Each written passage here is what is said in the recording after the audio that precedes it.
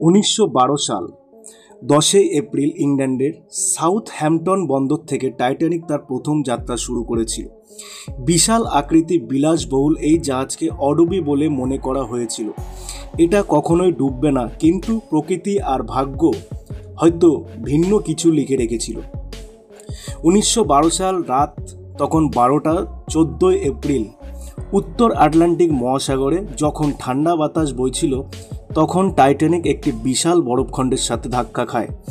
ধাক্কাটি প্রথমে বেশি বড় মনে না হলেও নিচের অংশে বেশ কয়েকটি ফাটল সৃষ্টি করেছিল। জাহাজটি তখন ধীরে ধীরে জলে ভরে যেতে থাকে।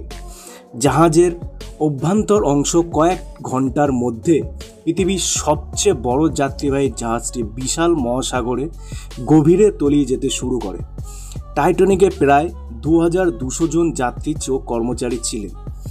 দুর্ভাগ্যজনকভাবে প্রায় 1500 জন মানুষই দুর্ঘটনায় প্রাণ হারান। লাইফ বোটের সংকট, বিশৃঙ্খল ঠান্ডা, জলের তীব্রতা সব মিলিয়ে এটি ইতিহাসের সবচেয়ে বড় সমুদ্র দুর্ঘটনাগুলোর মধ্যে একটি হয়ে দাঁড়িয়েছিল এই জাহাজের দুর্ঘটনা। তবে বরফখণ্ডের সতর্ক সংকেত উপেক্ষা করা হয়েছিল। পর্যাপ্ত সংখ্যক লাইফ বোট ছিল না জাহাজের মধ্যে।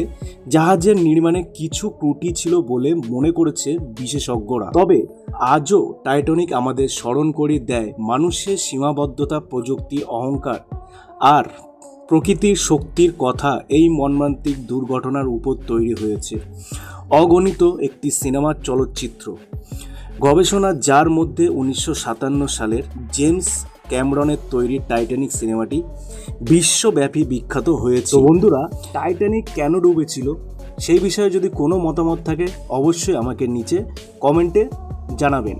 ধন্যবাদ। আর এই বিষয়ে রিলেটেড যদি ভিডিও পেতে চান আমার এই চ্যানেলটা সাবস্ক্রাইব করে রাখেন, বেশি বেশি করে শেয়ার করেন যারা যারা এই রিলেটেড স্টোরি শুনতে পছন্দ করে। ধন্যবাদ।